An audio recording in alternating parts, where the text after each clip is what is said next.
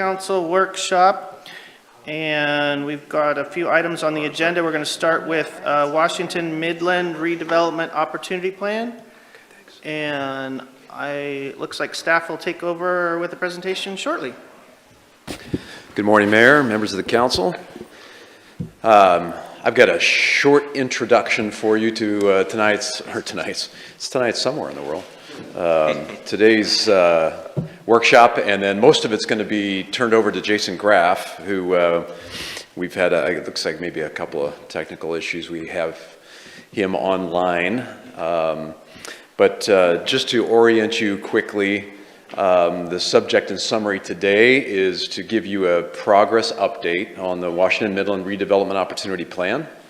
And this is going to be from First 40 Feet, which Jason Graff is the principal of. And we also have two other sub-consultants on the project, Leland Consulting Group and Apex Companies. And their two main goals to relationship to the council goals, economic growth and housing and homelessness. So this kicked off last year, June of 25, when the URA board gave direction to proceed with this plan. In December, at your board meeting, you passed a resolution that gave the city manager ability to enter into a contract with First 40 Feet to prepare the plan. So we are well into it now. It's the total planning process is about 9 months. There's in the contract that we have with First 40 Feet, there were 3 community forums, 2 of which have actually already taken place. A lot of stakeholder interviews, which honestly is a huge part of this process. You know, being able to sit one-on-one in rooms with owners, with developers, with engineers, and just sort of pick their brain. You know, really can't get you know, a more quality project than that, where you have the time and the investment put in to do that kind of conversation work. So that's been a big part of what they have done to date. And Jason will share a little bit of his findings from that. The other piece of the project is the commercial market analysis. And we did send you on Friday a copy of sort of an initial cut of that. There's going to be another report coming out that will go into a much more detail about the potential for this 8 acres, you know, to actually deliver on certain types of products, on certain types of services.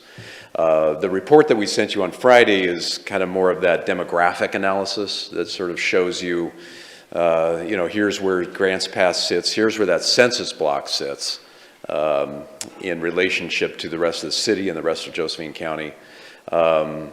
Some helpful information, some more up-to-date information than what we've been able to share with you in the past. So hopefully you got a chance to look through that. And then the site and infrastructure assessment was the third key piece of the contract that the city has on this project. And that's where Apex comes in. They're looking at the infrastructure that's in the ground there right now, both on site and right around the immediate vicinity.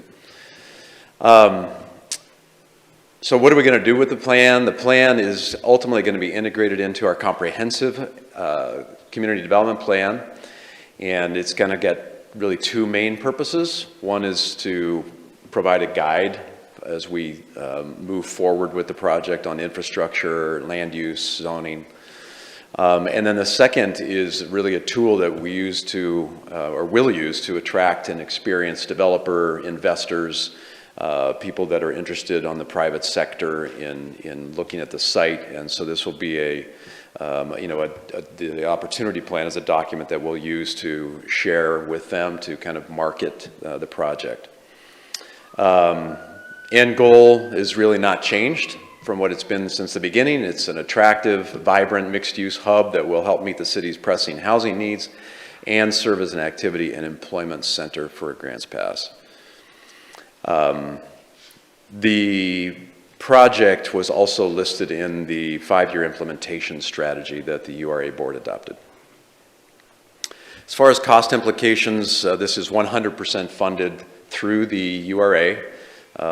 These funds, we've already had some payments be made, and of course there'll be about a few other payments coming. But this is a contract not to exceed $150,000 for all three of those activities that I just mentioned. So that's all I have. I'm happy to answer questions at the end, but I think we're going to just jump into Jason's presentation, and he'll kind of review this. So Julie, we do not have him. He doesn't have the ability to do this on his end, right? Okay. So the original plan was, I think, that he would do a thing, but we're just going to pull his presentation up, and I will click through while Jason talks. So Jason, are you there? Yes, I am here. I've got the presentation up as well. So as long as we're queued up, if you've got that big orange cover slide ready for council, then let me know, and then I'll get started. Yep, we're on screen. We have the first one. It says Washington-Midland Redevelopment Opportunity Plan, City Council Workshop number 1. Great. Are we ready? I think so. Yep, Okay, we're ready. Go let's ahead. do it. Excellent. Thank you. I want to thank you, council, and city staff for allowing us to work in Grants Pass. I absolutely love it. I love the setting. I had an opportunity to work in the community in 2014 on a couple of projects. Really excited to come back. This site, I think in particular, has a lot of potential, so let's get into it. Our agenda today is just to review the project progress, summarize what we've learned. Bradley's sort of tuned you in to sort of who we've been talking to, but I'll give you a little more clarity on that outreach effort. And then as we get near closure at the end, we're going to look at a variety of preliminary concepts. And there's really some feedback that will be helpful for us in terms of development direction, some infrastructure improvements. And so I think just getting pulse of your interest and priorities, I think will help us too as we move forward. So let me get into it. Project area, I think most folks are really well attuned to where we are in North Grants Pass between Highway 99, Washington Boulevard. That's basically from the fire station in the north down to Midland Avenue. And, you know, the work scope Bradley covered with you, so I won't get into what we're working on, but effectively we're trying to figure out what type of development seems to make sense here from a market perspective. What level of commitment might the URA put into the project to incentivize development? That's really kind of the bottom line. And then how do we get informed about what are the right metrics for what North Grants Pass can absorb? So we've been learning that from market analysis, but also talking to developers and others who are building in the community. Our timeline looks like this. Bradley mentioned 9 months. We're well into that, probably about 2/3 of the way. Our project is being guided by a couple of things. One is a project advisory committee, which includes a list of about 7 or 8 folks who own businesses, representatives of All Care, for instance, developers, and you know, folks who are invested in North Grants Pass, as well as your city council member is on our project advisory committee. We've had 2 touch points in terms of engagement. We met in April. Some of you were at that community meeting downtown, where we were sort of learning about the opportunities and challenges for the site. We call that visioning. It's like, what would you aspire to see on the site in the future, and what are the things that might be limiting that, and what types of things might be supporting that effort. So we learned a lot from that meeting. We had 12 stakeholder interviews, sort of every 45 minutes, every hour, we rolled in interviews and meetings with folks, some of which we did online separately. We did a survey at the community workshop, as well as an online survey that lasted for a month. So we gathered information during that April event. We came back in June 18th and 19th to do a second go around. So we learned a lot about what people would like to see in the project area, what might be viable, and then we brought preliminary concepts to folks to review as the opportunity for what might be future development. And so similar thing, number of stakeholder meetings. We had a community workshop. We have an online survey that's going to be ongoing for another month. So about July 17th, we'll close that survey, and then we'll have some good information about some ideas of elements for development that people are interested in.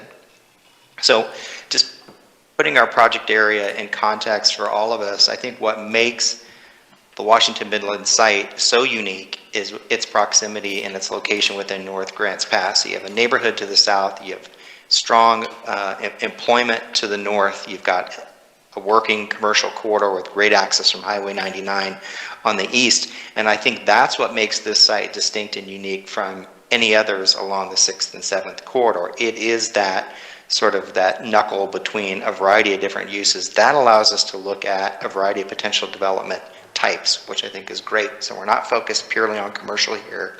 Housing is a great opportunity.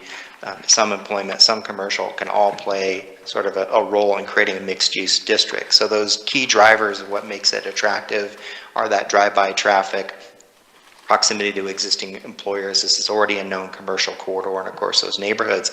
With the urban renewal area as really a tool to help with infrastructure and incentivize development, this is an amazing, I think, opportunity. So when we look at the market potential from a high level, clearly, housing, affordable workforce, middle housing, those are attainable. There's certainly a housing need. We'll look at some of the analysis that came out of the market study. From a commercial perspective, sort of neighborhood, specialty, local, retail seems to be the room for addition. I know there's some excess commercial citywide, but I think there are certain types of products that might be able to fit here. And then employment, certainly around healthcare, continues to be strong in this quadrant of the city. And again, I know there's some ambiguity about healthcare from a larger perspective, but I think here there's still some strength in that market. So the market findings then, if we think about housing, we look at that housing column, certainly there's a housing need. You've got approximately 4,000 new units by 2040 that you're targeting, but your production, your absorption is about 100 units per year. So maybe this is an opportunity to increase that yield on this site. Affordability in the community does remain, that is a major challenge in terms of cost of construction, the ability to afford rents, or the ability to purchase homes. So we know that cost is a factor locally in the community, but when we're seeing projects that are being built, we've talked to developers, much of that is affordable housing. There is some, market rate townhomes, condominiums, so there's some room in that market as well. But we're generally seeing right now with the cost of construction and the ability to pay rents that affordable products tend to be more marketable in the near term. Doesn't mean we can't aspire for longer term goals here. It's just getting a sense of the reality of where we are today. That commercial column, you see localty and specialty retail, that seems to be still a point of access and maybe an opportunity to recruit some of those types of uses. From a community perspective, they would love that. So we'll touch a little bit on what we heard from the community side about what neighborhood serving retail is and how that might be beneficial to folks who live nearby or work nearby the project area. This idea of a grocery store, certainly North Grants Pass does fall out of that one mile service area. Groceries are difficult to pull off, but it's something that should be explored in North Grants Pass. If it isn't this site, it may be other sites, but in any case, that seems to be a potentially attainable use to pursue down the road. And then, as I mentioned, the medical office remains still a strong employment use, and projections anticipate you see their employment growth through 2034 of around 13%. The URA then becomes this amazing tool, really, to allow for potentially infrastructure costs to share as incentives for development.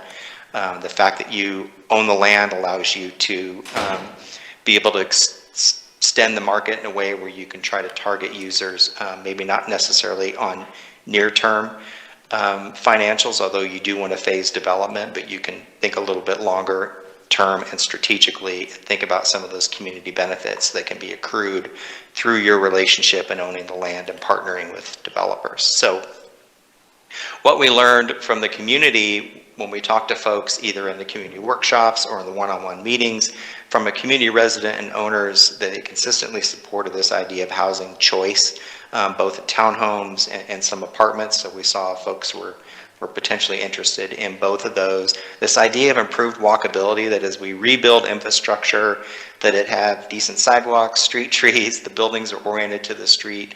Folks value quality development. The types of development they'd like to see, a grocery store was number one, but neighborhood serving retail is something you could walk to or bike to from your house, drive as well. But just that convenience of having things close to home, especially in a location here where people already live near schools, they live in great neighborhoods, employment's nearby, and this is just an added amenity that they see the potential for.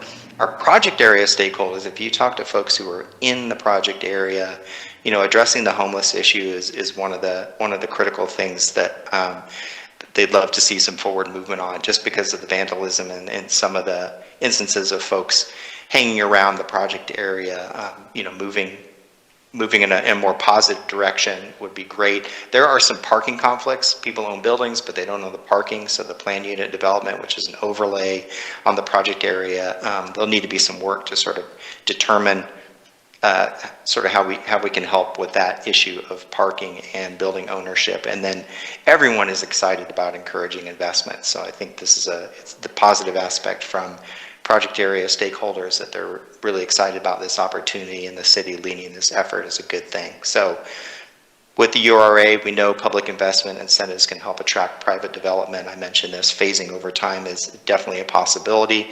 Near term, maybe housing, longer term, maybe some other uses. But we have an opportunity also to think about infrastructure that people are really proud of, and we create an area where investors want to be. So it's a lot of upside. So I want to hop into, as we dissect all that information, we want to share with you sort of three concepts that might be considered here. What could happen on the site? And again, this is kind of a fantasy, but what we're doing is, what is the capacity for development in the project area? And so concept number one, which we call the Midland Market District, says, hey, what if we lean into more increasing our employment and commercial development as a key focus for development? So orienting, expanding the healthcare suites along Highway 99, and some commercial development there, the visibility of drive-by traffic, and then on the west side of Bunnell's the north-south Gray Street through the middle, focusing housing there between Washington and Midland. Franklin Marketplace looks at a more balanced perspective, where we increase a little bit more the housing density. We still maintain some of that commercial development. We extend Franklin Boulevard in both concepts. So today the site's isolated. That extension is good to promote development and access to the interior of the block. Then the third option, the Washington-Midland Commons, says, hey, let's lean into housing, because that's really the strength of the current market today, still maintaining some commercial viability in the healthcare suites oriented to Highway 99, but really using Bunnell as kind of that central location for housing on both sides, and then housing oriented to Washington and Midland. So that's the range of concepts that we looked at. Bradley, are you keeping up? Yeah. Bradley, I want to make sure, you're on Midland Market District? Yes. Okay, great. Yep. Because I haven't been saying next slide, so thank you. So let's look at a development summary for the Midland Market District. And again, what we're talking about is, we've got Dr. Heidinger's office. We have some underutilized buildings to the south. The city's purchased a property just west of that. This is the idea of saying, hey, if we lean into the healthcare suites, we already have Planned Parenthood and all care offices up on Franklin Boulevard, but look for an opportunity to expand that and create kind of a node, if you will, of healthcare related development. So what you see is a new building in those blue squares in the middle of the page in the upper left. That's a new 2-story office suites, where now you can have clinicians or care providers could then be in kind of a single facility, but you've got those complementary uses in and around in the blue. And then you take advantage of Franklin Boulevard being extended through to add commercial storefronts along the north side of that extension. So you got that drive-by visibility. And then we looked at the building at the lower right-hand corner, the one that's been vacant for such a long time, 10,000 square foot footprint. That's not bad for a specialty grocer. 10 to 15,000 tends to be the sweet spot. We've had some initial discussions about the potential for that. Again, some of these properties are not within the city's ownership, but we're looking holistically at what future development might be. So when I say this is a fantasy, that is exactly what it is, but it is giving us a sense of what the site could hold in terms of the amount of development and the types of development that you might want to encourage in the project area. So you'll see the housing units here, we've mixed between apartments and townhomes. So you see the 78 multifamily units, that's in 3 buildings, and then the townhome units oriented to Midland and then portions of Bunnell. In the Franklin marketplace, that what I mean by that balance is we've added some additional housing. There's some existing senior housing that you see in the center of the page there, just south of Franklin Boulevard. That's the 8-unit senior housing that exists today, and then continuing to create that neighborhood along Bunnell Street, again with apartments and townhomes. That's really the 2 mix of housing types that we're looking at. That meets sort of the density threshold that you have for zoning on the site. And then Franklin Boulevard becomes that kind of walkable commercial street. We have existing uses with Planned Parenthood and All Care, but we add some additional commercial storefronts. This is a great location for retail or services then that can be accessed from the neighborhood in a decent walkable setting. So this is more balanced. Increase in residential density from that first option because we're moving from commercial to a little more housing. And then option 3, the Washington and Midland, says, hey, let's go all in on housing. Let's take Bunnell as that central spine. Again, townhomes and multifamily apartments on either side. You can see the unit count then moves up, and we still hold those commercial properties along Highway 99 with good access and visibility, continue to encourage commercial development along that edge. No extension of Franklin Boulevard in this concept. So those 3 then we arrayed and shared with the community. You know, the first one, that's leaning in more maximizing economic development and commercial investment. The middle one is suited for kind of a balanced approach for supporting housing and some commercial development over time. And then the third option really best suited for meeting housing needs and building, you know, that strong resident base in the district. And so what we heard from the community around development in particular, the grocery store tended to be something that people really leaned into, and you can see then from a holistic development perspective, this idea of good walkable infrastructure was important. From a commercial retail perspective, retail storefronts were desirable. Who doesn't want to have retail or dining close to your home? And some of the aspects of the public open space that's incorporated with the housing, that was also you know, deemed pretty important from folks. From a housing perspective, you see senior housing tended to get a lot of votes there in terms of who you'd be recruiting the district for. And then if you were to rank the Midland concept, Franklin or Washington, the Midland Commons, then you can see sort of the community was leaning more toward that balanced commercial and residential concept. So it's really sort of leaning into 2 different things here. If we go in strong with housing, let's say, and we focus that is our efforts, and we know there's near-term access for that market to take off and allow for the commercial and employment to take a little bit longer, but you still got great visibility, but you lean into the housing part. That's really going to respond strongest to the current demand. And not only from a market perspective, but then also addressing your housing need. Anecdotally, you know, more people living in the project area is going to support your commercial development down the road. So there is some benefit to leaning into the housing early. I think the goal here in maximizing housing is it's market ready to bring that in. Balancing housing and commercial, it will support a greater mix of uses, and will have as much as housing is benefiting the whole community. Having a node along North Grants Pass where you can get to goods and services close to your house, there's some level of employment and housing, is also a really good mix. So you're not leaning in primarily into housing, but you're allowing that variety. Either one, I think, generally offer the variety. It's a little more balanced on the second option.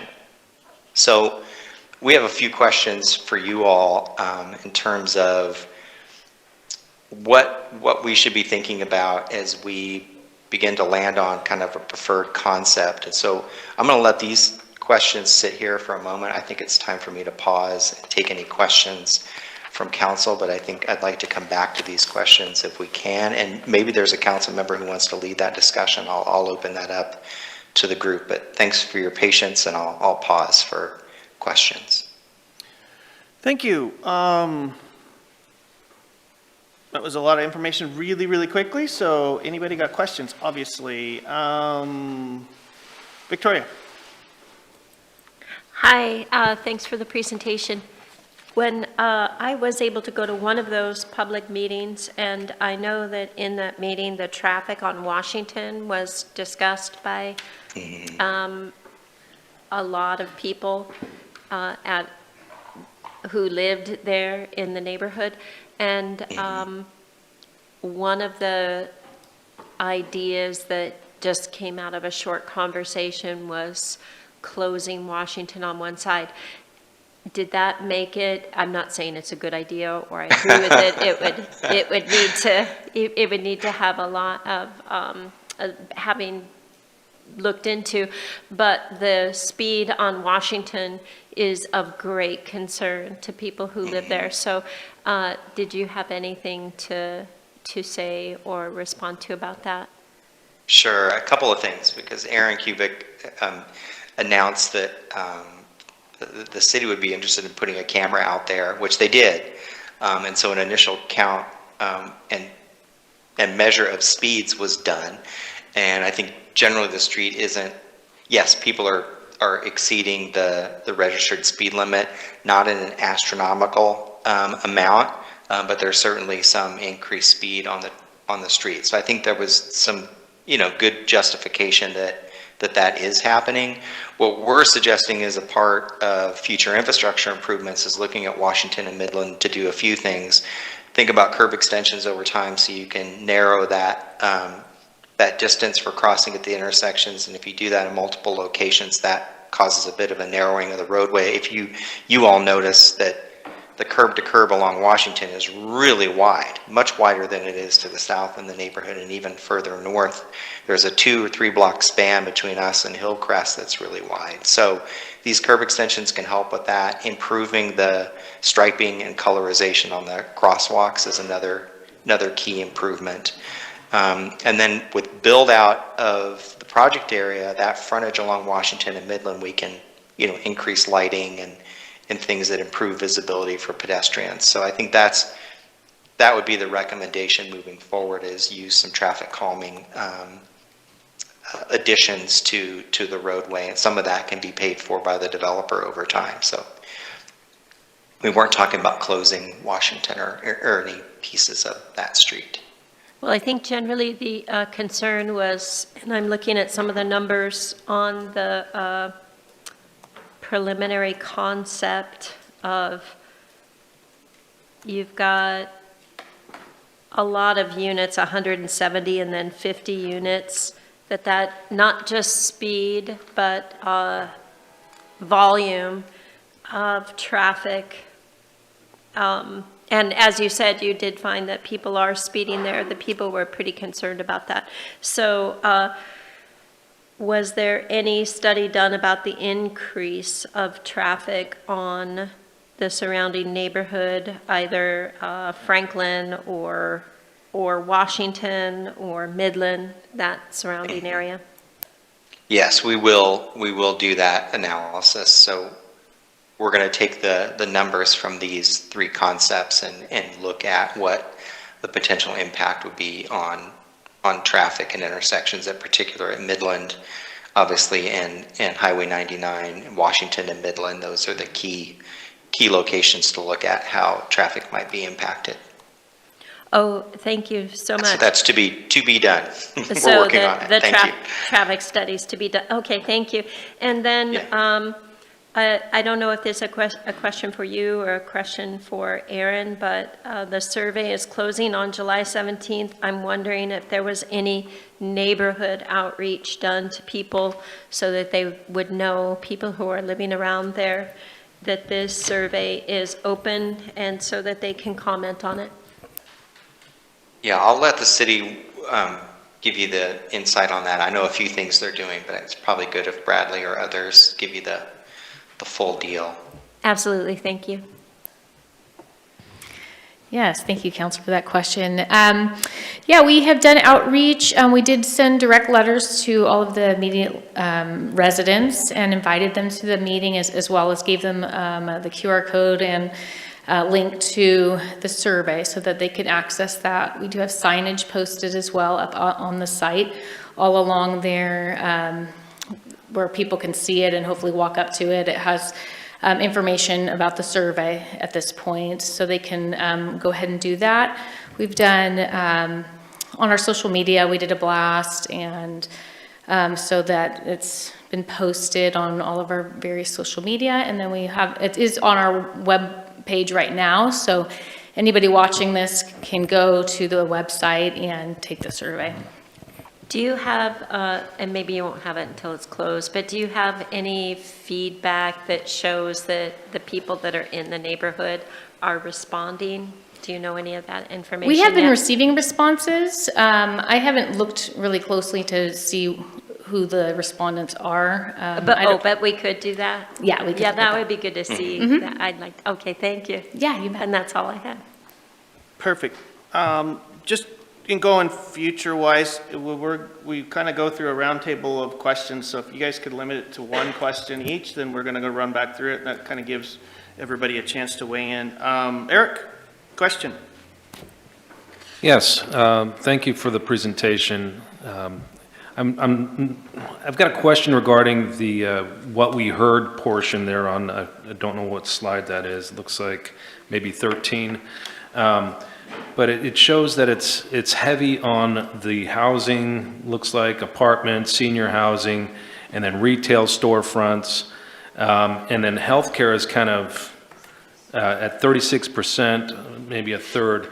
So I guess my question is, looking at all three options here, in my mind, it looks like it would be number 3 would be more accurate to what it is that we heard. So I guess what I'm asking is, why did they come up with number with the first place as Franklin, with such a heavy amount of, it looks like healthcare on that, when it was only 36% healthcare, and then the rest, majority was housing and storefronts.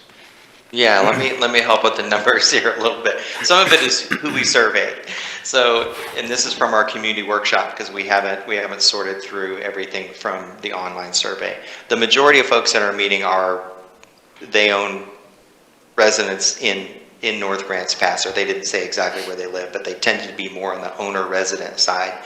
And they were interested in a grocery store and some commercial development close to home. I think ideally that was those are your highest numbers. If you see on the upper right here, 91, 82, 73, it's all around some of that commercial development. So I think there is a desire for some commercial close to where people live. Then on the housing side, senior housing came up as like what they felt is the most important need in terms of housing here. And so I think that's where you see that number.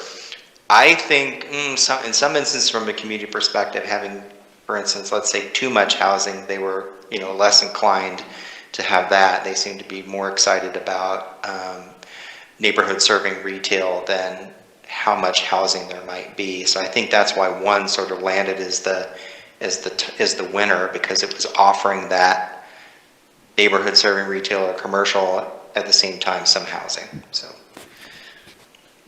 Okay, thank you. In terms of obviously we're talking about this right now. This can obviously be modified going forward in the future if we see that there's a discrepancy somewhere. Yeah, you should look at these as like not pick A, B, or C, 1, 2, or 3. It's really what elements from each one are potentially performing the best, so that ultimately you probably end up with a hybrid. And that's sort of why those questions we have at the end of the slide here sort of get into, should we be fully aggressive toward housing, or should we take a more balanced approach? Should we extend Franklin Boulevard, for instance, to improve access for the internal of the site, or if we're leaning on housing, maybe that isn't important. So I think there's some things still to sort out to your point here, and trying to figure out the best mix of uses and the amount of those. But then we have to balance that with how much infrastructure the URA might be able to help support in some fashion. It's a little bit of work on that. Thank you. Yeah. Thank you. Kathleen, do you have questions? Yes, I do. Thank you for this wonderful handout. It's very clear and visual, and it's easy to understand. So I'm catching on that language is changing. And there's been terms used in the past that might not mean the same today. So I'm wondering, what is your definition of workforce housing in comparison to affordable housing? Yeah, affordable housing tends to be in like the 60% median income and lower. Workforce housing tends to be around the 80% of average median income up to 120%. Both of those are challenging, as we know, certainly from a home ownership perspective, but with sometimes rental rates being as high as they are, it's just difficult to find housing. So that's generally, I think, that's the range. I think your affordable tends to be in the 60% and lower, and then your workforce tends to be in the 80 to 120 of average median income. And what are you determining would be the senior housing? Would that be we haven't looked at that yet, but yeah, it could be. Yes, it could fall within either one of those ranges. If I'm going to be blunt about where funding sits today, it tends to be in the 60%, more affordable realm. That's where you tend to get grants, both from the state, federal government.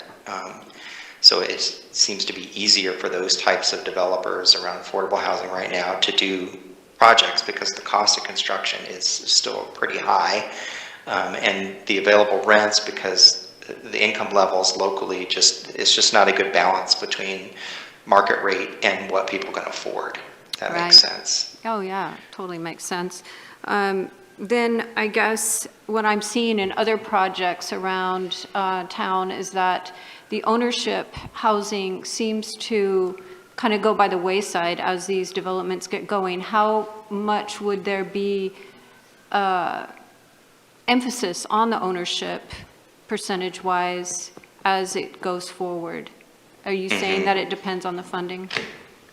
Right now we're sort of looking at a 75 to 25% in terms of rental versus ownership. I think you could probably go up to 30% on the ownership side, 70% on the rental side.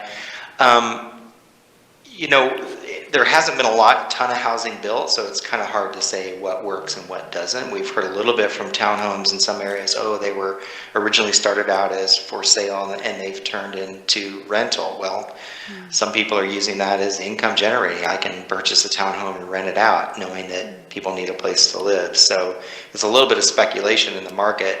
Some of the products that have been built, like from the townhome side, aren't an environment exactly like what we have here. And I would say that the North Grants Pass, this location, would be far more desirable from a townhome perspective than some of the other sites where townhomes are being built, partially because it sits within an existing neighborhood, it's close to schools, and it's already close to a lot of services, both from healthcare to just daily needs in a pretty short drive. So I think proximity, this location is going to have some advantages that other sites have not, and it's likely to perform better. But these are just, I'm licking my finger and sticking in the air and the wind's blowing, but I think there is something to the site here that gives it some advantages.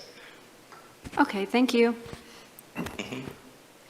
But from a development perspective with the URA, you all can offer some incentives that can make projects pencil in a way that they can't otherwise. So I think we can look at what those tools are and how we might be able to calibrate. For instance, if your goal is to get more ownership versus rental, I think there's things that we can look at to try and achieve those goals. Great. Thanks. Okay, so I think this might solve a few the reoccurring questions that keep coming up. This presentation is basically, you need to think of it as a brainstorming, informational gathering session with community engagement to give you ideas on what to go forward with. This is not putting forth a plan of action. These are ideas on the board here, so it is up to council's purview to do whatever they want going forward. You could go through this whole exercise, in the end say, screw it, I'm gonna make it a mill. It's up to your guys' purview. So all the questions about actually how this is implemented are kind of a little bit misplaced at this moment in time. This is basically, like I said, an informational gathering, community engagement process to give us an idea on how to actually develop this going forward. With that, we'll continue with questions. Rick? Thank you, Jason. I appreciate the concept plans you put forward. It opens up good discussion points. One question I have, has there been any communication with ODOT concerning Franklin connecting with 6th Street?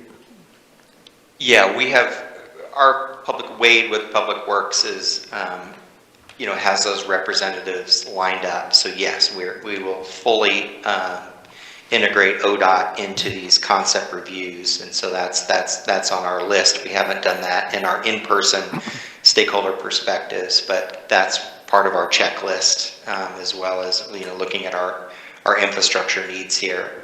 The multimodal study is happening as well, because it's kind of good news, right, that ODOT is kind of paying attention to the corridor now. I guess that could be good news or bad news depending on your relationship with ODOT, but I think it is good that we have those representatives that are already thinking about this area. We've been, trying to, as we extend Franklin through, to show some access management that we're doing. So for instance, we're integrating the new Franklin extension with Dr. Heidinger's, access to his facility, so that we're not adding additional connections to Highway 99, where we have the same or conceivably less. So that's our goal, is to reduce that impact on 99. Okay, thank you. Yep. Further questions? Indra? Yes, as you're laying out the multifamily apartments and townhomes, are you looking, we seem to have a problem or a change of parking. It seems to be a problem in some areas. When you lay that out, are you using minimum parking spaces for high density? You mean like the actual size of the parking space, or just like what are our numbers? Like, is Yeah, it 2 spaces per unit, or? Right, the numbers, so that there's adequate parking and not a lot are going to be out on the street. Right. Well, we've targeted 1.5. So what you see here with the buildings and the number of units and the parking configuration, both Bunnell Street sort of acts as a parking lot in several of the concepts, because we're doing head-in on both sides. It's just a typical 2-lane road today. So these designs then are looking at 1.5 parking spaces per unit, except for the townhomes, where there's 2 parking spaces per unit, because that's built into the building itself. So that, I think that would meet sort of what the developers would anticipate they want to develop. Certainly anecdotally seen some other projects where there's a lot of vehicles and people are trying to find places to put those. So the housing number and the parking number, those can all be calibrated to, suit what the desire is. So if 1.5 isn't enough, it needs to be 1.7 or 1.65, that can be calibrated. Thank you. Rob, you got a question? Yeah, thanks, Jason. Yeah. So, a couple things. When, while it is slow-moving and sometimes cumbersome, getting funding for low-income, whether it's 60% median income range, can be slow. It does seem like that there is a pipeline through state and feds to make that happen. We've got at least 4 of those projects right now that are either completed or actively working towards that. But as far as So we know that there is a way to get funding for, again, and it can be slow, but there is a way to get funding for low income. So if council were to decide that we valued workforce housing, and I know that I think you just used the definition of maybe 80 to 120% of the median income. Doug Walker, who used to be the chair of the Housing Advisory Committee, feels that maybe should be 150%, 80 to 150% as workforce housing. Have you spoken with any developers as to what it might take yet to incentivize housing like that would not necessarily be able to get federal and state help, because that typically is for the 60% and below? Have you spoken with any developers as to the kinds of help they might need if council wanted to incentivize workforce housing? I mean, we've been talking to a number of different folks, and I think what Chris Zahas with Leland Consulting will do will say, okay, this is what I've learned from generally the cost of construction. This is what I know from income and, comparable rents, and can begin to look at, okay, the cost of, a building with 50 units, let's say multifamily, what it's going to cost, and then what the potential income stream is for that product. So there he'll be able to understand a gap based on, okay, the cost of construction is X amount, and our monthly income from rent is this, and so what's our return rate. So we'll be doing that, a high level analysis from that perspective. If there are like directly sort of workforce housing developers, I think we've talked to some who probably do workforce and affordable and kind of all of those. But I think coming back with what we've learned from running the numbers to sort of truth test those, that will be a good next step. Okay, so you haven't done that yet.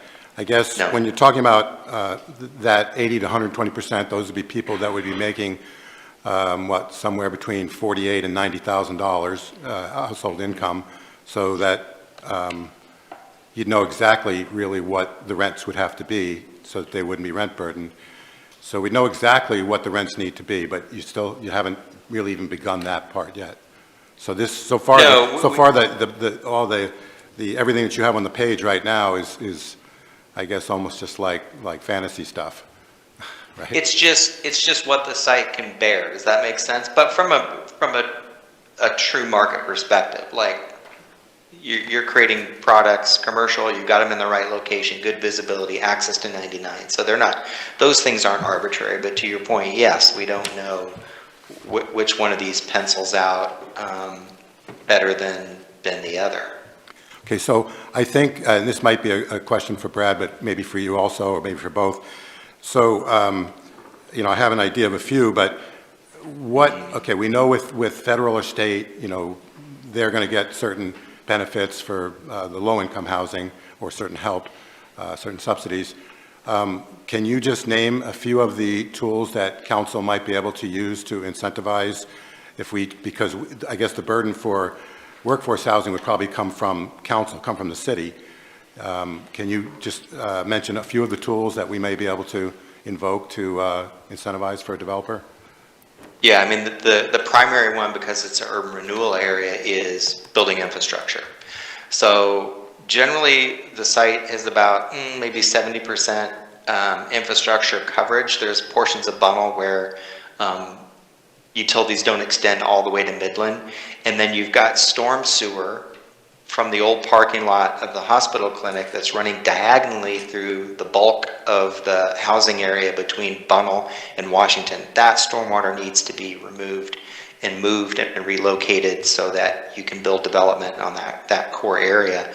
So typically, being able to build the initial infrastructure is a huge incentive from a development perspective, because it takes that initial cost burden away from them. You can still recoup that money over time, but it's typically in the infrastructure side where you're gonna where you can fill the gap. The other is land.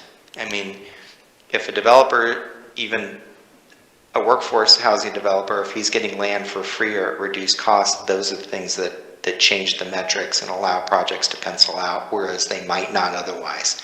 So those are the two main tools that I know of. There may be others out there that I'm not knowledgeable enough to direct you toward, but those are the two I know. Okay. So the first one is like, and correct me if I'm stating this incorrectly, but so SDCs would basically be backfilled by URA dollars or something like that. Is that an accurate way to say that? Because you got somebody has to pay. You could manage your SDC costs to try and calibrate to help fill the gap. That's another tool. I didn't mention that, but that's a direct tool that you already have in place, right? People are already paying system development charges, but maybe there's a reduction for workforce housing, for instance. Okay. Thank you. Yep. Thank you. Joel, you got a question? I just have two. First, I have a compliment. I thought the package was very well prepared, and I thought the economic and social assessment was superb. So Okay. I thank you for that product. Yeah, it was really high quality. It seems like among those three options, each of them would take, given the market analysis, run a different risk or a timeline of being accomplished. For example, if you went with a market business-heavy alternative, and that is there's already a lot of vacancies in the city on that. That might take a lot of time to accomplish. With the housing, depending on the type of housing, that may be different. So I was wondering if in the future, as you go through, if you could have some kind of risk rating on chances or whatever of finishing it within 5 years, or getting the partnerships and the accomplishments for a particular alternative done within a certain time frame. Yeah, I think I'll talk to Chris about that. I think being able to couch it in those terms will help with evaluating both the risk and what direction you want to go to, because I think that's our next phase, is to lean in to try and come back with a recommendation on the mix of uses, to your point, so that you can move forward. I love what you mentioned about a 5-year time frame. What's achievable across these three within a 5-year time frame? Maybe it's a mix. It isn't one or the other. So I think the other thing about risk is the cost and building of infrastructure. So Franklin Street seems like a really important connection because it improves access to the interior of the site, and it just allows people and customers to get to the product, whether it's a home or whether it's a business. But if you're doing mostly housing, maybe that isn't as critical, and you save some money by not building it Franklin all the way through, and you focus housing development around a portion of Franklin and Bunnell. So I think those are sort of trade-offs I don't have a good answer for yet, since you're sort of wanting to see from a market perspective, and then from you all as the decision makers, what you think is important. That's going to help us too. Well, you certainly have more experience than we do. The other couple things, the social assessment, you talked about the surrounding neighborhood and the per capita income and the demographics, the age. You did that for a reason. The reason being, I would guess, is to look at social acceptability and service to the neighborhood. In terms of the type of housing, how does that relate to that social assessment that you completed for us? So, for example, you have a fairly wealthy neighborhood next door with single-family homes, and the social acceptability of different types of housing. Is that a consideration or not? I think, well, everything's political, isn't it? Yes. and everyone's people are going to say, hey, this is an urban renewal area, and so we as citizens, we pay taxes, and we need to be heard. And so that gets into maybe the compatibility question. And there's things that we can tell a story about future development as a part of this project that leans into concerns about compatibility or good neighbors. We can't change anyone's personal belief about change. And what I mean by that is most people don't like it, and they're going to tell you every horror story there is about it. All we can lean into is what is the need in the community, and how can this site contribute to that? One of the needs is housing. It's desperately needed, not just in Grants Pass, all over the state, everywhere I work. It's really important. Quality of development is also a good consideration. Having a good neighbor is important. I mean, I like that neighbor, but I like what they built. And we can control that to a certain extent with the URA. So I think the best bet is to try and say, hey, we're going to try and work toward building a nice asset to the neighborhood. A little bit of walkable retail commercial. Hey, you can walk or bike with your kids or drive over there. Either way, it's close by, and you're going to have some new neighbors here, but hey, it's quality development. We got windows and doors facing the street. We got some open space for people to mill about. We set buildings back a bit, and we try and address some of those concerns, but we're not going to be able to, address everyone's concerns. There's going to be change here, and the city's going to play a role in stimulating some of that change. Maybe we can do some things to improve safety on Washington Boulevard. We certainly can do that. Curb extensions, and then painting the crosswalks and making it safer and accessible for folks who are already in the neighborhood walking dogs or walking with their kids to school, whatever that is. There are benefits that the community can gain out of new development. So it's all about telling a really, really good story and hoping there's enough there for everyone that they can support it.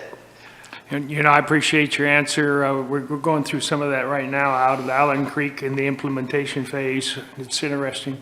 The last question I had, and it's basically a worst fear that wouldn't come true, but we have some economic sectors where there's a high vacancy rate, or at least some vacancy rate. And it seems to me like we could have an urban renewal area where we incentivize, and all we've done is move a business from one part of town to another.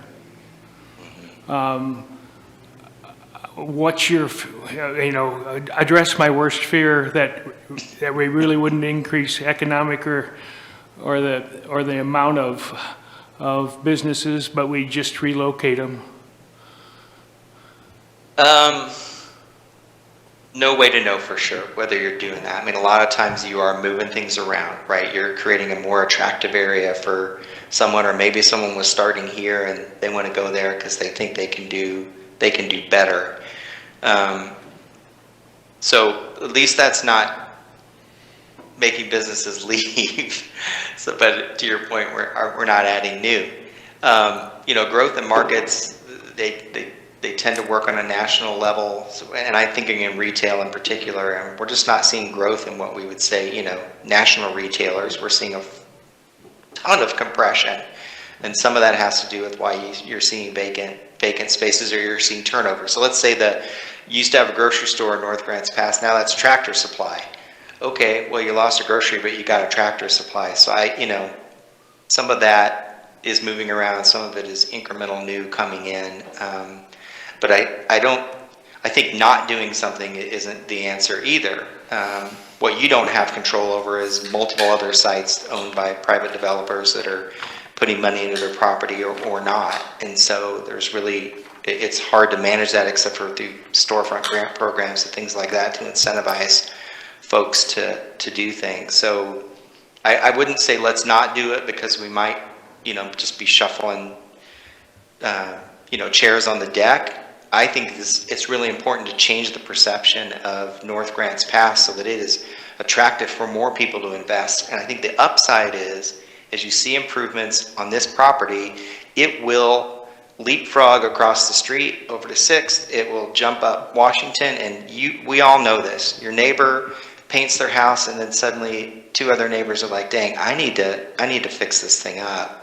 So I think we're going to see positive momentum, partially purely by just investing in this vacant, underutilized area, because it's not doing anyone any good right now in the current state. Thank you. Victoria, you got any more questions? Eric, you got any more questions? Kathleen? Rick, you got any more questions? Indra, you got any more questions? Yes, just kind of going back to what Joel's question was, you don't have any data for like a small town, because there's a lot of mixed use going on, but a lot are in larger cities or the suburbs of larger cities where you have many more people. So you don't have any data showing as you open a new mixed use, what happens to like downtown or older areas? No data on that?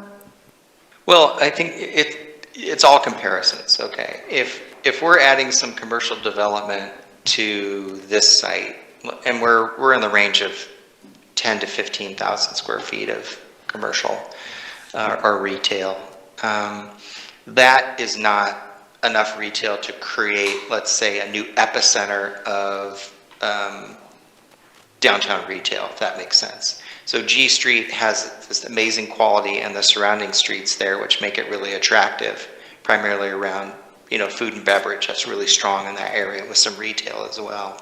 So this isn't creating enough energy to compete with that. That's not something I would be worried about from a downtown perspective.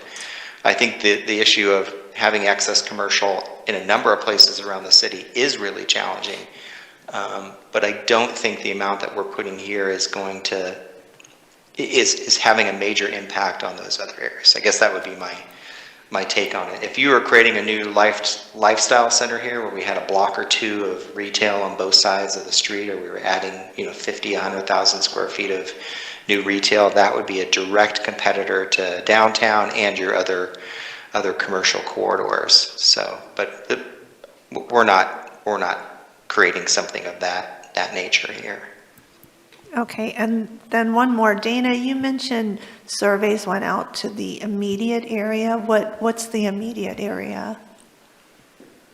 There was mailings, to the Right. immediate neighbors, yeah. Yeah, so I need the residents that are immediately on that block so that they can see, it's actually within we did a 200-foot radius on that. That is the easiest way, I guess, to explain it, but it's everybody that's directly impacted around that block.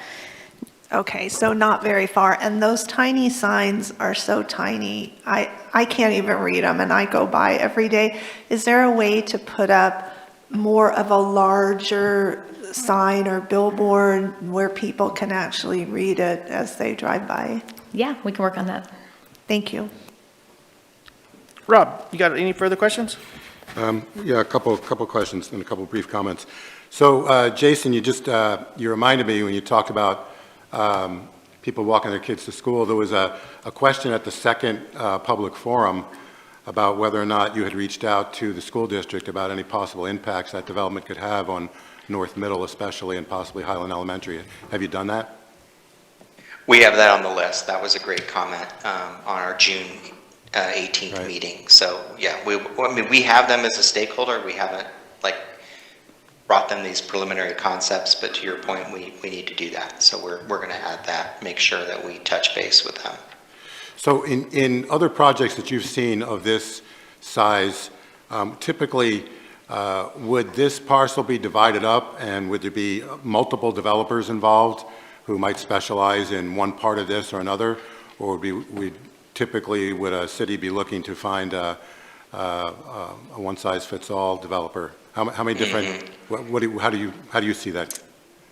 Yeah, I think if you talk to Chris, he does a lot of these developer offerings. He likes to have one developer do it all. I think the size you have here is generally within the reach and realm of a single developer. But if we're talking about apartments versus townhomes, sometimes those are unique development types, and so you could break it up into those. You could have a multifamily developer and then a townhome level developer, which allows you to spread it out, to a couple of different groups. The commercial is likely to be a whole nother thing in itself. I doubt a housing developer is going to take on that commercial piece along Highway 99. So it could go either way.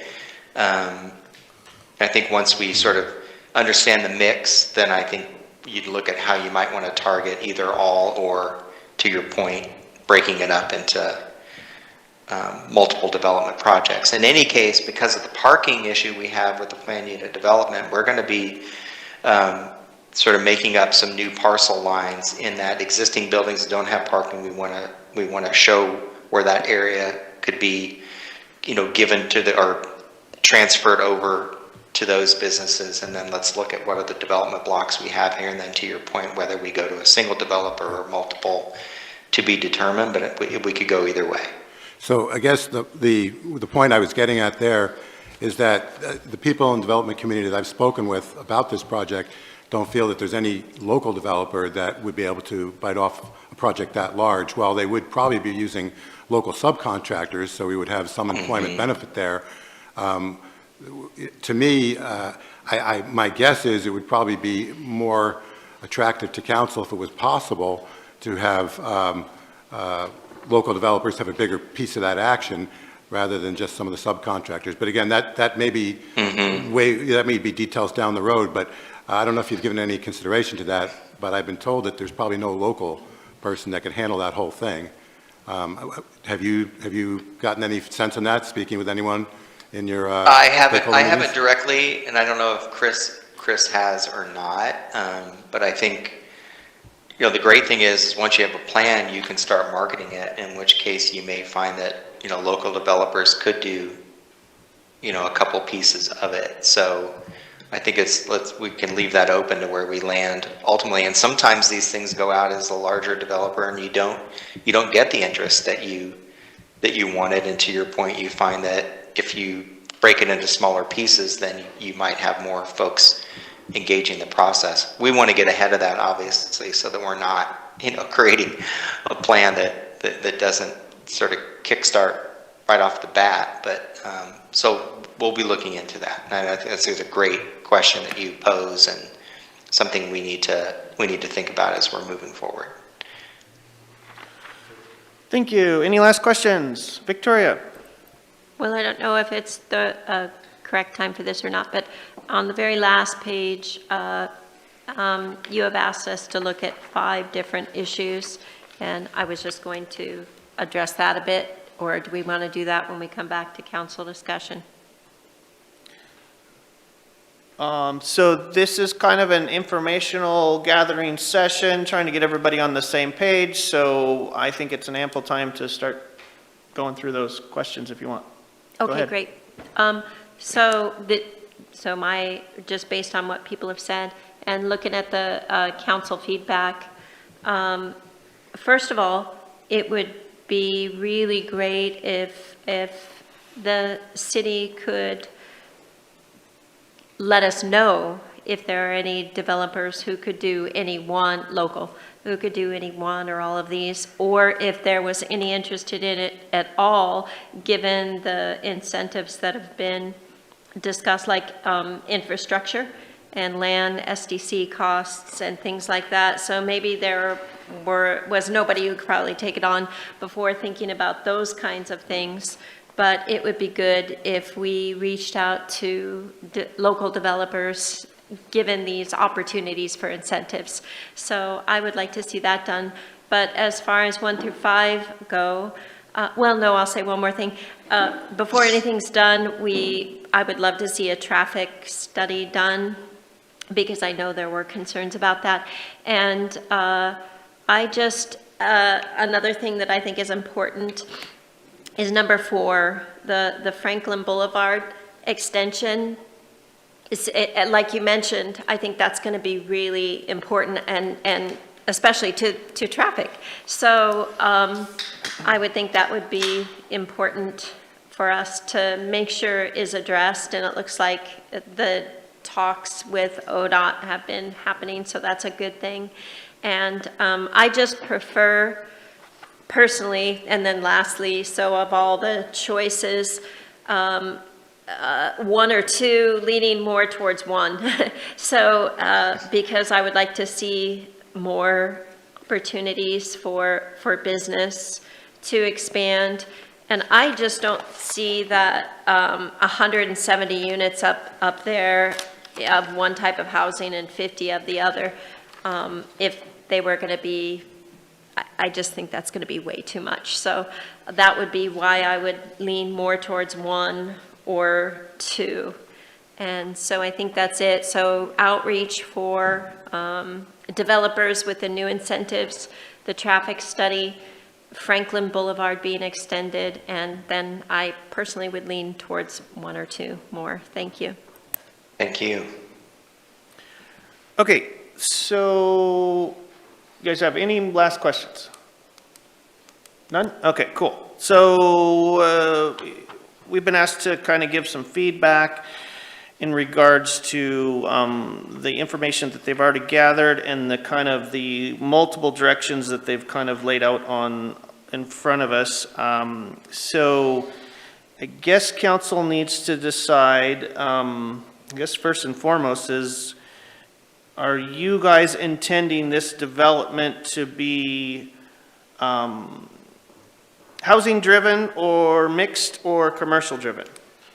Rob?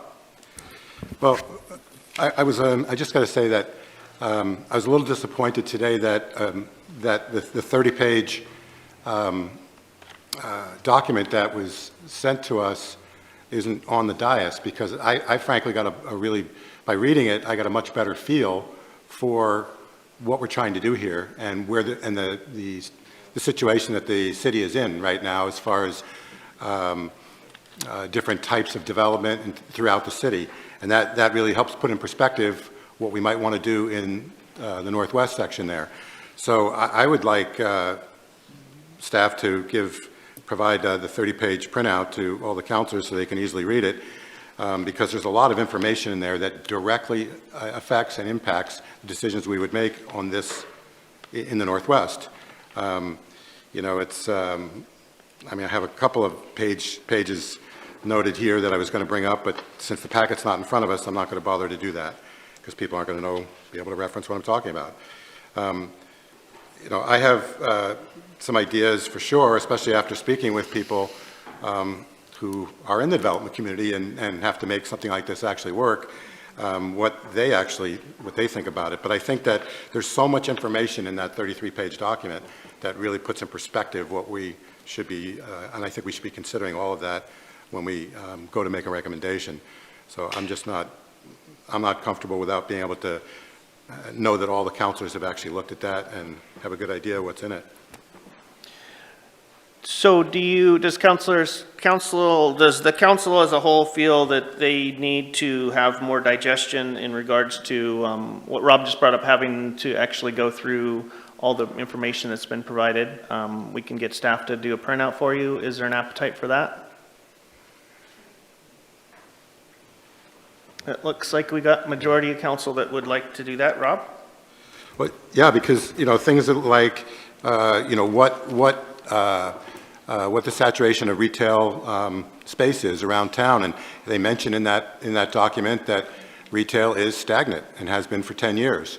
You know, so things like that, what's actually going on in the rest of the town, I think is really important to consider as far as what we want to potentially try to encourage up here. Not just encourage, but in some cases incentivize, but to really know the status of what's going on around town, to know exactly where the reach is for different businesses and supermarkets and things like that. It's all in that 30-page document. So that would be helpful.